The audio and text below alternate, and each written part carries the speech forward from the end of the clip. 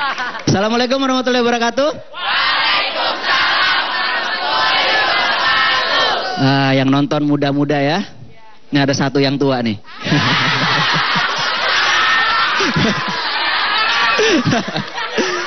Ini pasti banyak yang mahasiswa ya. Mahasiswa. Gue kalau inget-inget mahasiswa tuh zaman kuliah yang gue inget cuma satu ya. Gue pernah minta ngekos supaya gue kalau cewek gue ulang tahun bisa ngasih kejutan. Lu kan sering kayak gitu ya, cewek kan kalau ulang tahun maunya dikasih kejutan kan. Jam 12 kita udah datang di depan pintu kosan. Kita nelpon, sayang kamu keluar dong, aku bawa ke ulang tahun nih. Terus dia keluar, mana kamu gak ada? Oh ya ini pintu tol sayang, maaf. Salah. Ternyata pintu tol ya. Ya tapi itu masa-masa dulu. Kalau sekarang udah berubah. Sekarang gue udah mulai tua dan teman-teman gue tuh udah bukan mahasiswa lagi. Permasalahannya tuh lebih kompleks.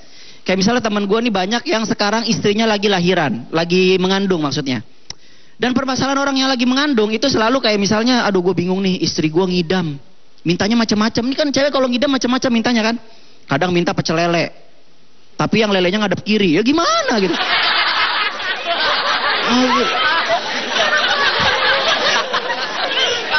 Lele ngadep kiri itu kan berarti lelenya digoreng saat dia lagi. Wah goreng. Susah gitu, makanya lu kalau ngidam yang biasa aja, jangan yang susah-susah, kasihan suaminya gitu. Kadang ada yang doyan ketoprak. Aku mau ketoprak pokoknya nggak mau, tapi dipisah. Kerupuknya bukan, abang sama gerobaknya dipisah ada. Susah. Gimana caranya coba? Ini karena orang Indonesia nih masih terlalu percaya sama yang kayak mitos-mitos, pamali ya kan. Mereka tuh takut katanya kalau misalnya ngidam nggak diturutin nanti anaknya ngeces. Ya biarin aja anaknya ngeces, kan emang bayi kerjanya ngeces, tinggal dilap doang kan kelar gitu ya. Kecuali anaknya nah itu bahaya. Itu bahaya. Ya kan? Itu baru bahaya gitu. Kalau cuman gitu doang mah nggak apa-apa gitu. Kadang-kadang orang Indonesia masih percaya sama yang pamali-pamali gitu ya, dilarang potong kuku malam-malam. Dilarang duduk di depan pintu air Manggarai itu nggak boleh, banjir lah gitu kan, banyak air gitu. Makanya nih teman-teman mahasiswa ya, kalau belajar yang benar supaya pendidikannya tinggi, nggak percaya lagi sama mistis. Tepuk tangan dong buat mahasiswa dong. Stand up comedy itu bikin gua bisa jalan-jalan ke banyak tempat ya. Misalnya gua ke kota-kota mana. Terus kalau ke kota-kota gue juga suka belanja. Nih cewek-cewek pasti suka belanja kan. Cuman gak tahu kenapa belanja paling gak enak tuh di mana? Di mall. Karena setiap kali kita belanja, itu selalu ada mbak-mbak SPG yang ngikutin kita. Ya kan? Baru masuk, boleh kakak mau cari apa? Enggak mbak, saya udah tahu mau cari apa gitu. Baru jalan dikit dikusir lagi, boleh kakak mau cari apa? Gue bukan apa-apa, gue tuh pengen nyari gue pengen beli celana gitu kan, gak enak kalau diikutin kan. Masalahnya gue pakai size-nya tuh XS kan. Gak enak gitu pas lagi milih-milih gitu. Nyari apa mas? Nyari ini mbak, celana ukuran apa? Kecil banget. Gue dulu ya. Kecil. Enak aja lu. Makanya gue paling seneng kalau belanja tuh bukan di mall, tapi di pasar ular di Tanjung Priuk tuh. Nggak bakal ada yang ngikutin, tenang, jalan tenang, nggak ada yang ngikutin, toto dompet hilang aja gitu.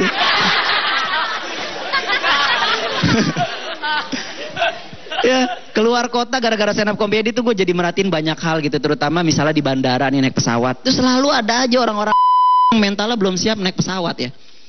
Ini gate belum dibuka, dia udah berdiri megang kerdus. Padahal kan pesawat kalau mau berangkat diumumin kan, pasti ada pengumumannya gitu. Penumpang yang terhormat, pesawat akan berangkat 5 menit lagi. Nggak ada gitu tiba-tiba, penumpang yang terhormat, pesawat berangkat gak ya? Nggak mungkin gitu. Nggak mungkin lu dikerjain. Pasti ada pengumumannya gitu. Ini orang udah takut aja. Udah gitu biasanya di pesawat nih, egois. Itu kan tatakan tangan cuma satu kan. Dia tuh kadang naruh tangan di sini. Kadang siku, kadang paha gitu.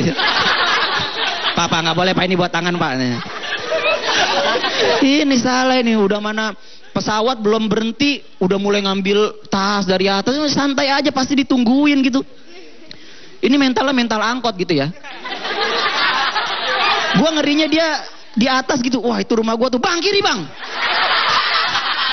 Rumah gua. Santai aja, santai. Dikata bisa turun pakai tali kali ya. Tapi yang paling aneh sih kereta. Kereta tuh sebetulnya kan sunyi di dalamnya ya. Cuman masih banyak aja mas-mas itu di kereta itu nelpon pakai loudspeaker tapi ditempel di kuping. Padahal sepi.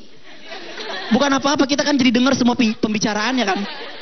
Ditelepon, dia lagi makan nih, ditelepon sama istrinya. Ah, udah makan belum? Belum. Gue pengen teriak gitu, udah tuh. Gitu. Bohong gitu. Karena kedengeran gitu. Dan yang paling bikin gue sebel pas udah malam-malam dia telepon-telepon mesra-mesraan gitu. Pas mau tutup telepon ceweknya bilang, cium dulu dong gitu. Terus cowoknya tuh malu-malu gitu kan. Muah, nggak kedengeran.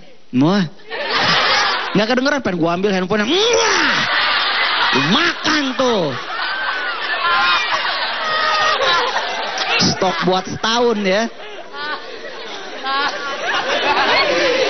Tapi kalau bicara tentang sanitasi ya, itu nggak ada yang ngalahin kalau di kampung-kampung itu. Gue kemarin sempat stand up di daerah Makassar dan gue ke daerah pedalaman Sulawesi gitu. Itu memprihatinkan karena di sana tuh nggak semua rumah punya. Lu harus bersyukur di sini. Kalau di sana itu orang itu ke kebun. Jadi tanahnya digali kayak kucing. Digali terus dikubur. Bedanya nggak baca udah itu doang bedanya. Dikubur doang gitu. Terus kalau di sana tuh beda banget sama di kota ya. Kalau di kampung tuh, kalau di kota kan misalnya spanduk-spanduk tuh kayak modern gitu. DWP, party, terus misalnya apartemen murah hanya 2 miliar. Kalau di sana mah sederhana. Paling cuman poster tulisannya terima penggilingan padi, terima gali sumur bonus ember, ya gitu-gitu dah. Dan gue pernah ngeliat ada poster tulisannya terima untuk orang dewasa. Terus gue tanya, ini kenapa atau gimana? Enggak, ini revisi katanya. Karena zaman dulu orang di kampung itu kan masih tradisional. Jadi bukan pakai pisau, bukan pakai laser, pakai bambu dijepit. Bak, das gitu kan. Makanya itu banyak yang bentuknya nggak enak dilihat gitu. Akhirnya pas sudah dewasa dia revisi lagi ke dokter gitu, Mbak bisa tolong dirapiin nggak? Mohak bisa nggak mohak? Oke, terima kasih gua Aco, selamat malam. Banyak orang bilang umur nggak ada yang tahu. Gue sorry ya, gue bukan ngeduluin Allah apa ngeduluin Tuhan. Kalau gue mah tahu umur orang, gue lihat aja KTP-nya.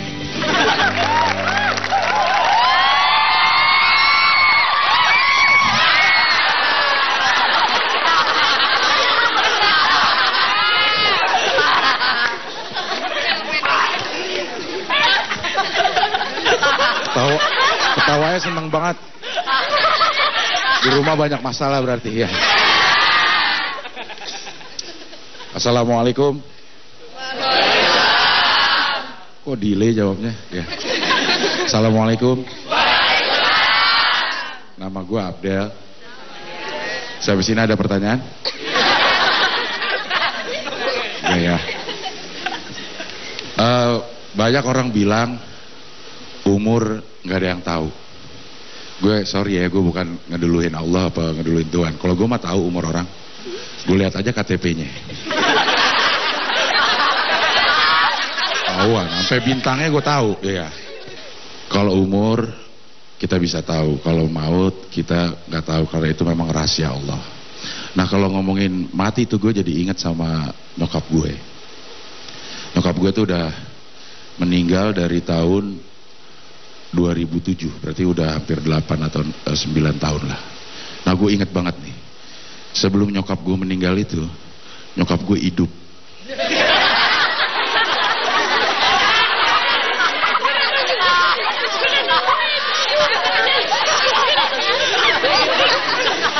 Enggak, maksud gue sebelum nyokap gue meninggal, nyokap gue hidup itu banyak sekali hal-hal yang gue ingat. Itu. Gue manggil nyokap gue Mami. Mungkin karena memang dia lebih tua dari gue kan. Gak sopan kan kalau gue manggil namanya doang gitu. Nyokap gue Padang, bokap gue Padang. Tapi gue seumur hidup sama sekali gak pernah diajarin bahasa Jawa sama dia.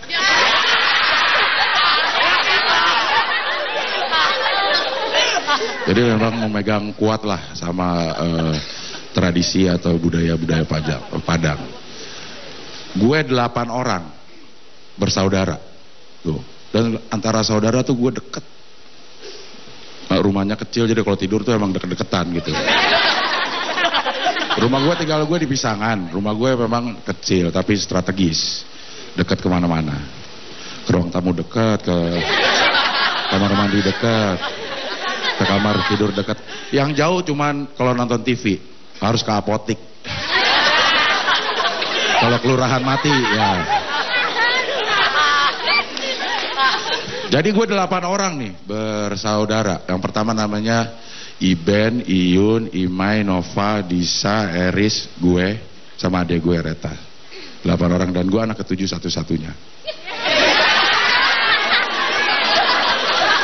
Iyalah.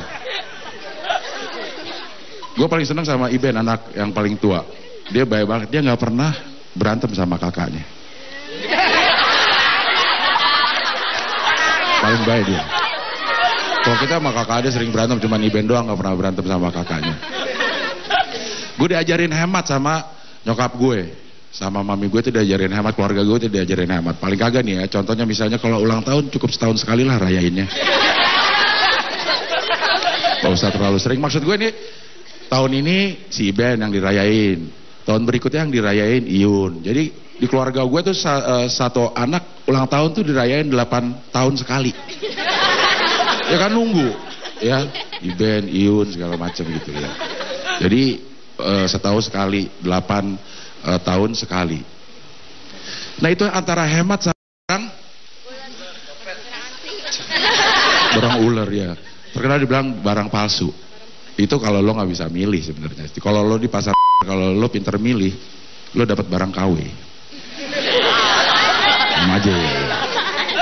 Ajak ke mall, naik mobil, gitu turun pintu dibukain sama penjaganya. Kenapa?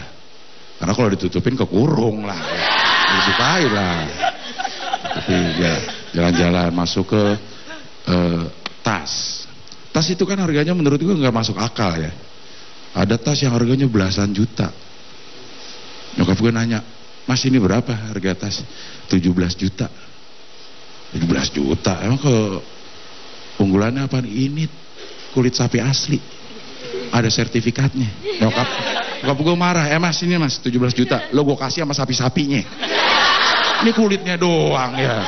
Ini sama sapi-sapinya buntutnya lo ambil, iganya lo sop bisa, ada gitu. 17 juta. Nah, nyokap gue waktu masih lucu. Jadi waktu itu semua anak-anak udah dikumpulin bersekitar 7 orang lah, 1 orang belum datang. Iyun anak kedua belum datang. Semuanya kita udah baca-baca doa gitu. Semuanya udah karena udah sakitnya lama gitu. Ada momen-momen sekarat itu akhirnya kita juga nggak terlalu kaget lagi. Malah justru kita udah siap. Udah siap kita berdoa, udah rela lah gitulah, daripada bukan apa namanya, bukan kurang ajar, daripada terlalu lama menderita gitu. Kalau emang harus diangkat, dicabut nyawanya, cabut nyawa lo dulu dah. Gue masih pengen sama nyokap gue ya. Jadi semua udah datang nih, 7 orang udah datang, tinggal 1 yang belum datang, anak kedua namanya Iyun. Tiba-tiba Iyun datang, nyokap gue udah merem gitu ya. Semuanya kalau merem pegang tangan gantian gitu. Ini Abdel gitu. Tahu kan gitu, dia diem aja gitu. Tapi kita bisikin, talkinin gitu. Nah, Iyun datang, cek brek. Ini Iyun. Nyokap gue diem aja. Tahu kan sama Iyun, inget kan? Terus nyokap gue ngomong, ingatlah Yun. Masa mami lo lupa sama lo Yun? Mami tuh inget banget Yun. Lo itu lahir sehari setelah ulang tahun Jakarta.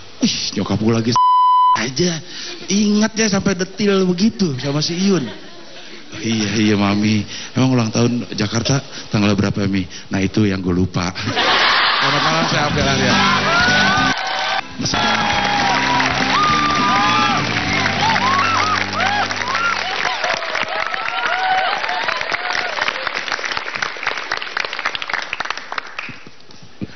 Bismillahirrahmanirrahim. Assalamualaikum warahmatullahi wabarakatuh. Waalaikumsalam warahmatullahi wabarakatuh. Nama saya I Made Krishna, kamu gitu deh.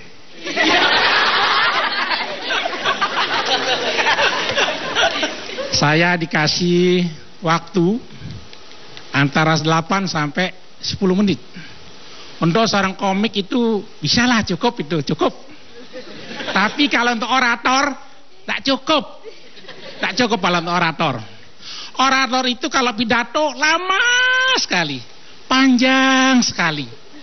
Ah, itu dia kalau pidato itu sampai saking lamanya orang itu suka tertidur, melonjor, pada ngantuk ininya hadirinnya. Lalu dia punya apa namanya tuh empati gitu. Terus dia bilang, saya mohon maaf ke hadirin ini karena saya tidak bawa jam dan di ruangan ini juga tidak ada dinding, jadi saya lupa waktu, jadi saya pada lelah, pada tidur, pada belonjor, jadi saya mohon maaf karena saya tidak bawa jam. Ada penonton berdiri, Pak, jam memang tidak ada di sini, tapi kan di sini ada kalender. Ya, saya ingin cerita, saya mampir di rumah guru sejarah saya. Guru sejarah saya itu orangnya suka joking-joking gitu. Ada cerita kenapa Indonesia itu sampai terjaya sama Belanda 350 tahun. Karena Belanda itu memang cerdik. Ada suatu simulasi perang antara Indonesia sama Belanda. Nah, ini Belanda, ini Indonesia. Ayo pada tiarap semua. Kita peperangan dimulai ya gitu. Barangkali kalau ada MC-nya ya. Si Belanda, siapa yang namanya Joko? Kata orang Belanda. Saya, tembak, cegur, mati. Siapa yang namanya Asep? Saya, tembak, mati. Siapa yang namanya Udin? Saya, tembak, jul, mati Udin. Wah, kata orang Indonesia, wah dia taktiknya gitu. Kita harus mesti meniru taktiknya Belanda. Siapa yang namanya Van Halen? Diam aja, dia bikin punya taktik. Siapa yang namanya Perboden? Diam aja. Siapa yang namanya Raffles? Dia diam ya. Belanda ganti lagi taktiknya. Siapa manggil saya? Saya, perak jur, mati. Nah, saya tuh di rumah guru saya orangnya baik. Ada tukang somai lewat. Somai, cia. Somai, cia. Ini somai orang baru pakai cia gitu. Panggil. Mau pesan apa? Saya pesen tahu. Pesen tahu. Tambah lagi saya pesan apa? Pesen tahu. Kamu kok saya perhatikan dari tadi yang dipesan tahu aja. Kenapa sih? Soalnya saya orangnya kepo. Kepo apa sih? Kepo itu mau tahu aja. Nggak mau yang lain. Nah itu tiba-tiba ini ada orang berisik tetangga sebelah itu. Rupanya dia tuh latihan ini biola. Cuman nggak bisa, nggak bagus main biolanya, berisik gitu. Baru belajar. Nak, kamu jangan main biola ya, berisik, saya terganggu ini. Nanti tolong itu dimatikan saja, jangan latihan lagi. Biola senarnya ada berapa? Ada 4. Nanti kamu gak usah main, ganti aja ya. Saya ganti satu senar 100.000. Jadi semuanya 400.000. Deal ya, deal. Dikasih 400.000, dia terus tidak main biola lagi ya. Masuk rumah, nggak lama kemudian dia main harpa. Ya. Saya di rumah guru saya itu nonton TV. Nonton TV waktu itu acara Metro TV. Reporternya itu sedang wawancara orang yang aksi mogok makan. Dia tanya, Bapak, kalau tuntutan Bapak ini tidak dipenuhi, apakah Bapak tetap akan terus mogok makan? Terus dia jawab, waduh jawabannya panjang nih. Gimana kalau nanti saya jawabnya sambil makan siang aja, saya udah lapar nih. Itu lagi berita tentang ada seorang desainer Amerika, dia terlibat narkoba di penjara.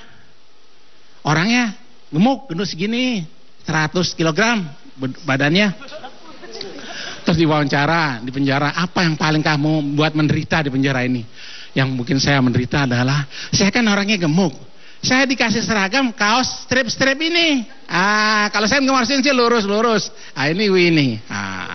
Terus saya tanya juga sama guru saya nih, Pak, saya ini punya utang nih sama PLN, sama dokter.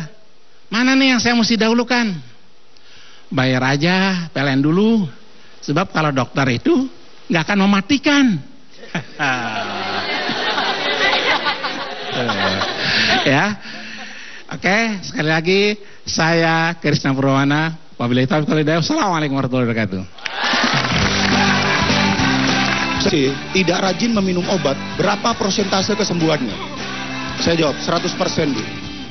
100% kesembuhan hanya di tangan Allah, Bu.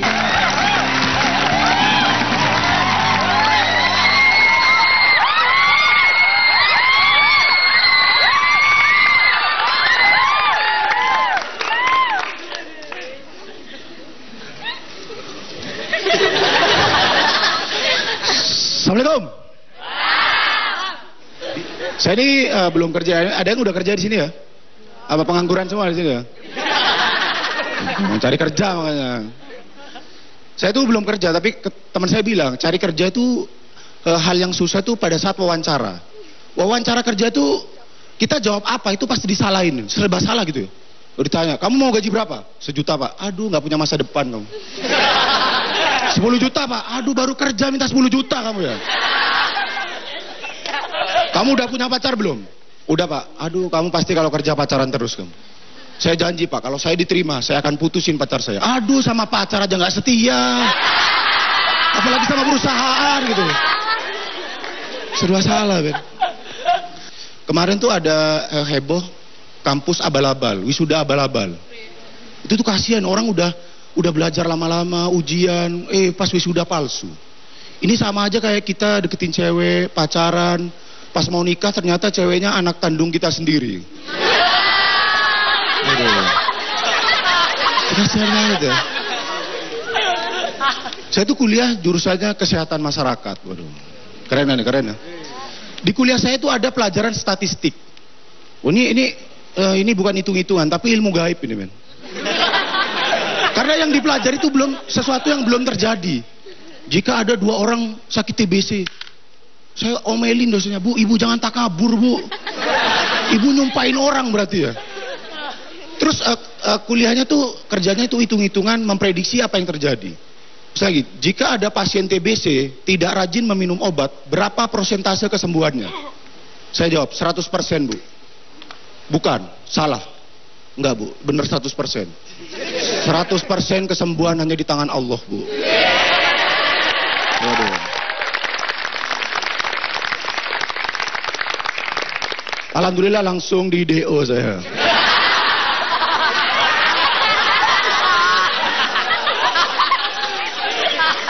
Di sini ada yang pernah jadi anak kecil kan, pernah nggak ya? Nah, kecuali ini Mas nih langsung gede nih lahir. Gede.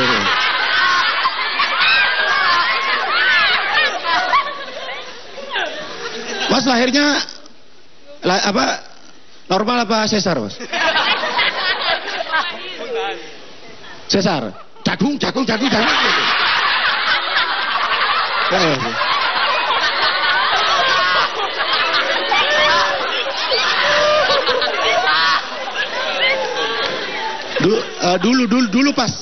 Dulu pas kita kecil, kalau kita nakal itu sering ditakut-takutin kayak gini. Nak, kamu jangan nakal, nanti disuntik lo sama Pak Dokter. Kalau kita nggak mau makan, aduh, nak, kamu kalau nggak mau makan disuntik sama Pak Dokter. Sampai saya bayangin, Ultraman itu musuhnya bukan monster, tapi dokter musuhnya. Ultraman musuh sama dokter, waduh. Ini karena dokternya jahat, Ultraman pas minta surat sakit nggak dikasih. Ini kan jahat banget ya, siapa tahu Ultraman ada kegiatan keluarga gitu kan ya. Menurut saya harusnya kalau kita nakut-nakutin anak kecil itu, kita nakut-nakutin dengan hal yang akan memotivasi dia di masa depan. Misalnya anak kecil nakal, nak kamu jangan nakal, nanti kamu jadi pengangguran gitu. Atau kalau kamu nggak mau makan, nanti gajimu di bawah UMR gitu. Kan anak kecil jadi aduh pengangguran tuh serem. Aduh, jangan sampai gaji di bawah UMR. Jadi pas gede dia semangat kerja. Tapi jangan lebay juga nakut-nakutinnya. Takutnya anak kecil saking takutnya, aduh pas gede nggak lihat setan biasa aja. Begitu ada pengangguran, weh pengangguran, weh pengangguran, udah pengangguran weh. Sampai-sampai saking takutnya dia kesurupan pengangguran. Kamu mau apa? Kerjaan, mana kerjaan? Kerjaan. Jangan lebay juga ya. Ada yang pernah lewat lampu merah nggak di sini? Pernah ya? Di lampu merah tuh ada orang jualan minum masih masuk akal, jual masuk akal. Yang saya heran di lampu merah tuh ada orang jualan lem Korea. Sekarang di lampu merah Jakarta itu panas, macet. Aduh, siapa yang kepikiran mau beli lem gitu ya? Aduh, panas banget nih, macet. Aduh, apa yang enak? Wah, lem enak nih kayaknya. Gak mungkin ada. Di lampu merah juga banyak pengamen. Tapi pengamen di lampu merah nggak ngeselin ya. Pengamen yang ngeselin itu pengamen-pengamen di taman. Pernah nggak? Pengamen di taman itu yang nyanyi, pengamennya biasanya 7 orang. Yang nyanyi 1, yang 6 nih nakut-nakutin. Serius. Yang amen nyanyi 1 nih. Yang 6 ngapain? Nakut-nakutin kalau kita nggak ngasih. Maaf mas.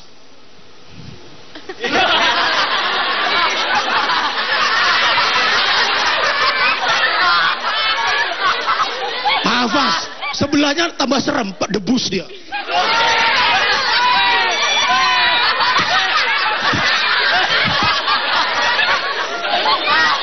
Maaf mas, sebelahnya kesurupan.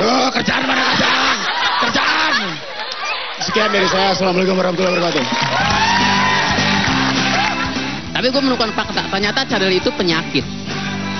Tapi ini kalau penyakit kan bisa disembuhin. Ini mah enggak. Gue di rumah sakit baca nggak ada tuh dokter spesialis penyakit cadel.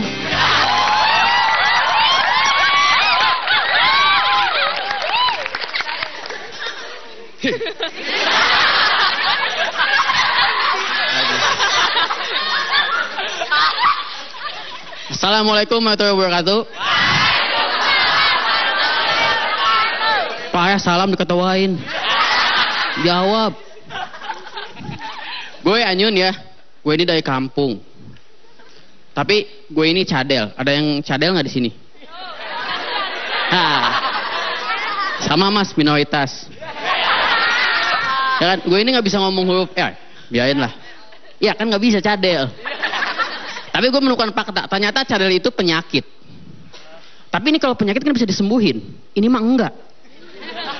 Gue di rumah sakit baca nggak ada tuh dokter spesialis penyakit cadel.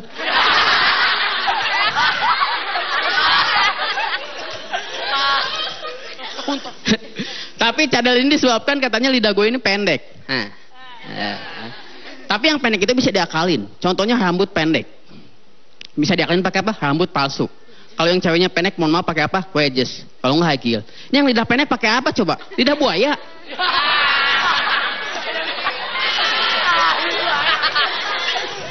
Yang ada keset kan nggak enak. Tapi kalau mandi enak, nggak usah beli sampo, tinggal gini aja. Manfaat. Tapi cadel ini kalau emang benar penyakit, ini kita bisa jadi alasan izin nggak masuk sekolah, kalau nggak masuk aja kan. Ditanya sama bos gue, Anyun, kemana seminggu nggak masuk? Aduh bu, cadel saya kambuh lagi bu.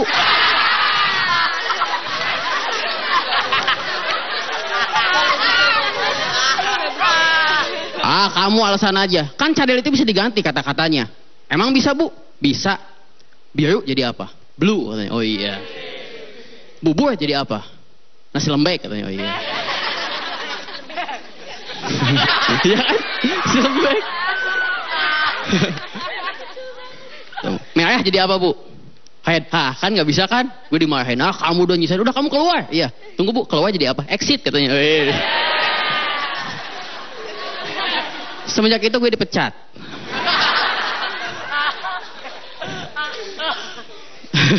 Tapi gue ini kan dari kampung ya. Tapi alhamdulillah gue ini sekarang ini punya handphone yang logonya itu buah yang digerogotin sama belatung. Itu tau lah HP itu kan. Tapi gue ini pertama beli kan kampungan banget, nggak ngerti cara makainya. Tapi gue ini alhamdulillah satu-satunya di kampung itu yang punya itu handphone. Tapi handphone gue ini nyusahin banget. Nyusahinnya kenapa? Kita ini nggak bisa download lagu di Stap. Ya kan? Di Stap nggak bisa download lagu, harus beli aplikasinya. Beli lagu, satu lagu goceng. Kan rugi ya. Mending beli ke warung kopi, beli kopi, dapat lagu sealbum. Tapi gue ini nyusahin banget punya handphone kayak gitu kan. Sampai kata temen gue, bukan nyusahin. Handphone tuh lebih pintar daripada lu yang gue digituin. Gue sedih digituin kan. Akhirnya gue coba buka aplikasi kan, gue buka kalkulator. 3 tambah 3 sama dengan, sama dia ketahuin, gini aja kagak bisa. Gue kayak gituin.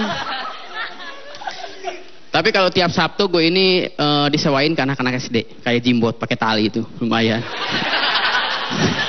Tetis lumayan tuh. Terus di kampung gue itu sekarang kan lagi musim hujan. Kampung gue itu profesinya kalau lagi musim hujan itu banyak profesi sampingan, yaitu jadi apa? Ojek payung. Bukan asik sedih, ojek payung. Malah asik, lu mau ojek payung sedih. Malah bilang asik. Tapi ojek payung ini sekarang banyak saingan. Ramit. Biasanya kan mangkalnya di mall-mall kan banyak saingan. Harusnya ini ojek payung ini pemerintah bikin konsep. Ojek payung online kayak namanya Goyung kan. Bisa buat mandi lumayan. Namanya Goyung kan. Ada yang mesen kan? Ada yang mesen. Mas, pesan ke mall. Gue telepon. Halo Mbak, ya, ini dari Goyung Mbak, ya. Tunggu ya 10 menit lagi saya OTW, ya. Tunggu Mbak, di sana ada ojek payung Pangkalan nggak? Oh aman, soalnya saya takut dipukulin Mbak. Saya bau Mbak. Takut kan? Hujan kan nyampe sana 10 menit, sampai sana hujannya berhenti. Kan bete ya. Untung Goyung dapat poin, lumayan. Lagian ini, kadang ojek payungnya kadang suka aneh. Jadi si konsumennya itu nggak mau bayangan sama gue. Jadi payung dipegang sama dia. Gue di belakang ngikutin aja. Ini untung ojek payung. Coba kalau motornya dipakai, gue jalan aja ngikutin.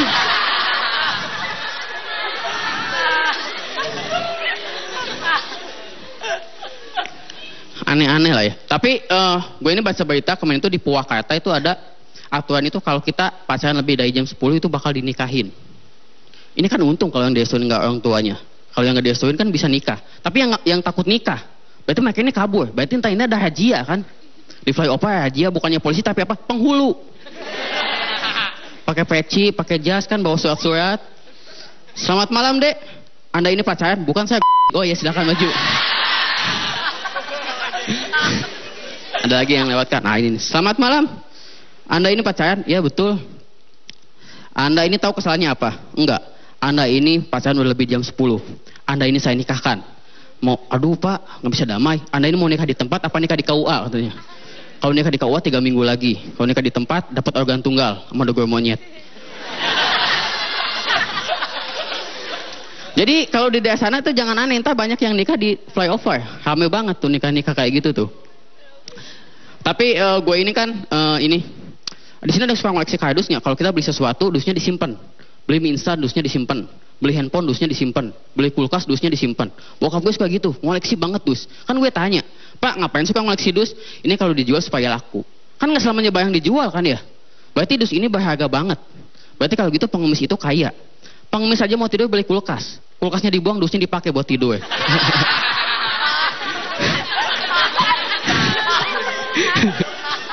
Iya kan kaya pengemis tuh. Terus gue ini kan dari kampung, tapi di kampung gue itu sekarang ini kan musim hujan.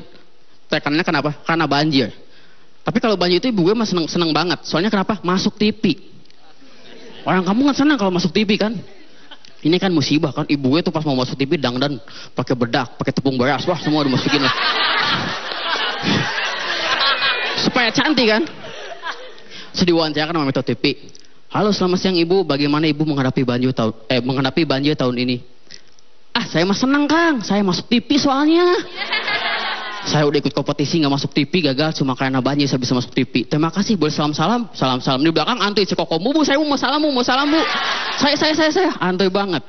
Udah gitu kan, udah banjir gitu biasanya kita dipindahkan ke pengungsian. Di pengungsian ini bukannya sedih mikir rumah kayak gimana kagak, malah ngegosip, ngomongin tetangga kan. Bu, Cekokom kemarin bu, suaminya nggak pulang. Udah nggak pulang rumahnya kebanjiran lagi. Emang kita di pengungsian kan kebanjiran? Nggak ada yang kena gunung meletus ke sana ngungsi. Udah di banjir kayak gitu kan kita ini Ada aja yang ngungsi itu orang kaya tapi umpamanya kebanjiran kan ngungsi. Biasanya kita dikasih mie instan aja tiap hari kan. Orang kaya kan bete, nggak mau dia pesen delivery. Tapi pesennya mie instan juga, sama aja. Udah gitu kita tuh suka dapat ini dikasih ini kan baju-baju bekas kan, ada yang ngasih kiriman gitu baju bekas. Ini bukannya dipakai kagak, ini malah dijual di tempat pengungsian. Udah kayak pasar Senen kan. Sepuluhan, jajan awet. Yang di atas 20, yang di bawah 10-an. Udah kayak jadi orang semuanya jualan. Terus kemarin teman gue ini kan nikah. Ternyata teman gue itu nikahnya rugi gede. Besar pemasukan daripada pengeluaran. Soalnya nikah di kampung gue itu gitu kan. Salaman masukin amplop makan. Kan kita ini amplop nggak tahu nominalnya berapa. Ada yang ngasih kosong. Ada yang ngasih goceng. Ada yang ngasih surat izin nggak masuk sekolah. Salah masukin aja ke sekolah. Aneh-aneh kan. Harusnya ini kalau gue nikah ini gue bikin konsep. Jadi di kendi itu kita kasih daus mini, kasih mic. Jadi kita tahu ngasih nominalnya berapa. Misalnya lagi salaman kan, Pak Dedi ngasih goceng, nasi polos tapi dapat pisang. Teman lagi. Pak Cucu ngasih 100.000, nasi kumplit sama gratis joget sama biduan dangdut. Lumayan joget kan. Ada lagi kan. Pak Ajat ngasih 1,5 juta. Nasi kumplit, gratis joget biduan dangdut, sama gratis nonton siaran langsung. Pengantin.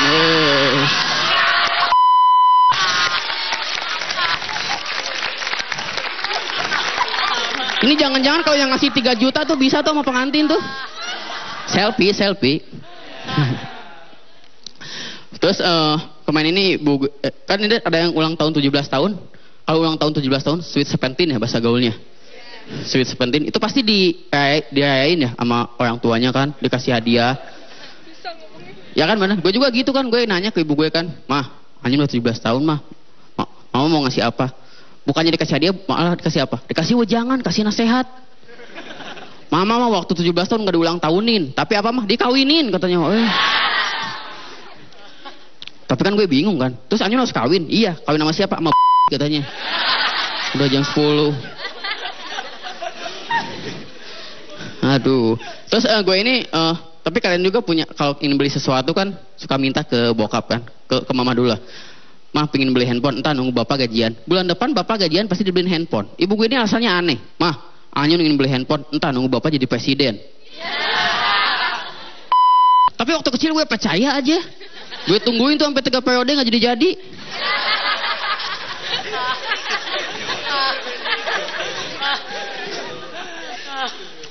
Tapi gue ini kan nakal banget kan. Gue ini nakal banget. Ibu gue sampai kesal. Anyun, kamu ini nakal banget mas sampai kapan? Gue jawab aja, sampai ibu jadi ibu negara. Wah nggak mungkin katanya. Terus di kampung gue itu terkenalnya lagi apa coba?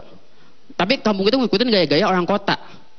Kalau di kota lagi musim ngerokok apa? Sisa, yang pakai botol kan? Sisa, ya kan? Yang ada rasa strawberry, coklat, kacang, keju, susu. Itu mah roti bakar mas. Ngikutin kan sisa. Cuma nggak pakai botol, pakainya apa? Asap sampah. Gila. Pakai asap sampah. Jadi ada asap sampah nih lagi nongkrong. Rasa apa? Bekas nasi padang katanya. Jadi kalau kalian ke kampung lihat ada lagi ngumpul anak kecil lagi depan sampah, itu jangan diganggu, mereka lagi pesta tuh. Yaudah sekian lagi gue Anyun dan yang cekek. Terima kasih.